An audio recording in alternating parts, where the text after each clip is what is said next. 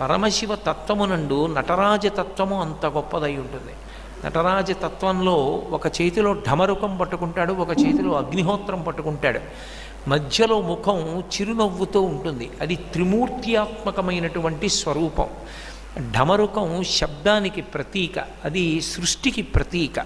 సృష్టి చతుర్ముఖ బ్రహ్మగారిది కాబట్టి ఆ డమరుకము చేత ఆయన సృష్టికర్త, ఆ చిరునవ్వు చేత ఆయన స్థితికర్త, అంటే లోకాల్ని నిలబెడతాడు.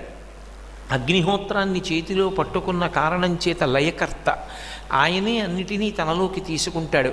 సృష్టికర్త, స్థితికర్త, ప్రళయకర్త కూడా ఆయనే అయి ఉంటాడు. అందుకే భాగవతంలో 3 మూర్తులకును 3 రూపములకు 3 కాలములకు మూలమగుచు భేదమగుచు తుదిక భేదమయ్యొప్పారు బ్రహ్మమనగ నీవే పాలనయనా అంటారు. 3గా కనపడుతూ 3 కాక ఒక్కటై ఉన్నవాడెవరు అంటే పరమశివుడే.